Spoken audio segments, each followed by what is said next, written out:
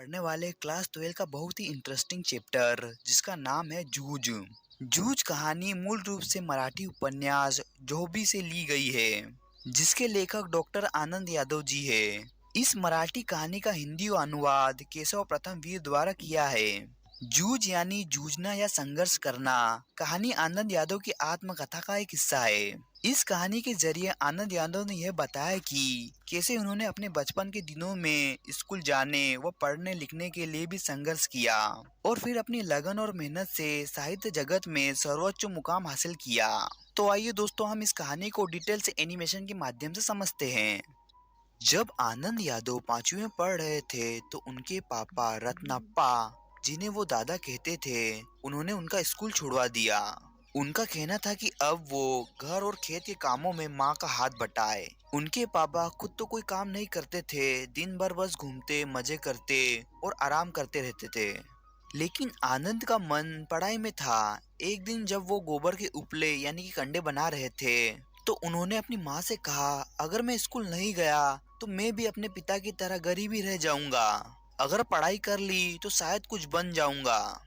माँ खुद चाहती थी कि बेटा पढ़े लिखे, लेकिन उन्हें पिता का डर था। वो बोली, अगर तुम्हारे पापा को पता चल गया तो वो गुस्सा हो जाएंगे। इसलिए वो खुलकर आनंद का साथ नहीं दे पा रही थी। तब आनंद ने एक सुझाव दिया, क्यों न हम हमारे गांव के मुखिया दत्ता राव सरकार के पास जाकर अपनी बात रखें।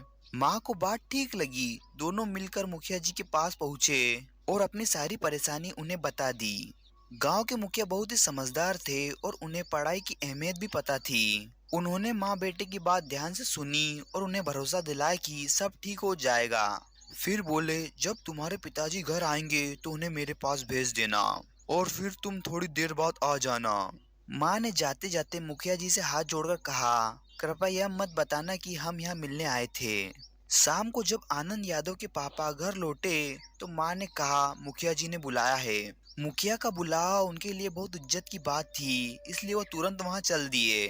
उनके पीछे पीछे थोड़ी देर बाद आनंद यादव भी पहुंच गए। मुखिया जी ने आनंद यादव को देखकर पूछा, तू कौन सी कक्षा में पढ़ता है? आनंद ने बताया, 5वीं में था, लेकिन पिताजी ने पढ़ाई छुड़वा दी ताकि मैं घर और खेत का काम कर सकूं। ये सुनकर मुखिया जी नाराज हो गए। उन्होंने आनंद के पिताजी को डांटते हुए कहा, बच्चे को तुरंत स्कूल भेजो।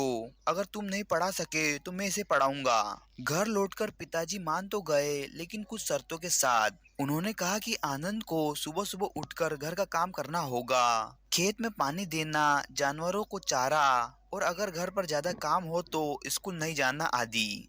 जब आनंद यादव ने अपने पिताजी की सारी शर्तें मान ली, जैसे सुबह उठकर घर और खेत का काम करना, जानवरों को चारा और जरूरत पड़ने पर स्कूल छोड़ना, तो उन्हें स्कूल जाने की इजाजत मिल गई। आनंद खुशी खुशी स्कूल जाने लगे।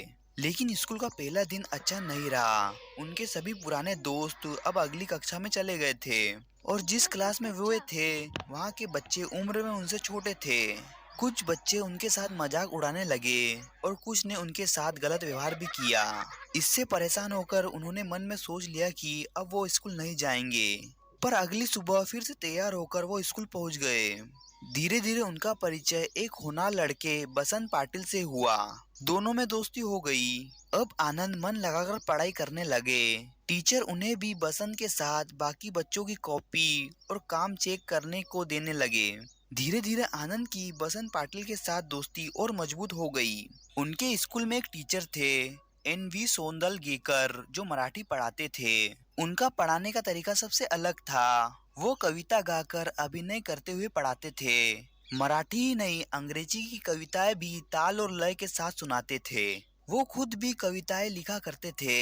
उन्हें देखकर आनंद यादव को भी कविता लिखने में दिलचस्पी हो गई।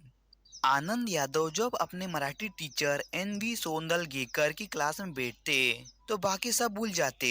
वो इतनी ध्यान से उनकी बातों को सुनते कि उनके गाने का अंदाज, बोलने का तरीका, चेहरे के हाव भाव सब कुछ याद कर लेते। फिर जब वो खेतों में काम करने जाते तो वहीं सब कुछ दोहराते। जैसे उनके टीचर क्लास में करते थे वैसे ही आनंद खेत में कविताएं गाकर, नाचकर और अभिनय करते हुए प्रैक्टिस करते। पहले जब वो खेत में काम करते थे तो चाहते थे कि कोई साथ हो, लेकिन अब उन्हें अकेला रहना अच्छा लगने लगा। ताकि वो बिना किसी झिझक के कविताएं दोहरा सके और अभिनय कर सके। धीरे धीरे इसी मेहनत और लगन से आनंद कक्षा में सबसे होशियार छात्रों में शामिल हो गए।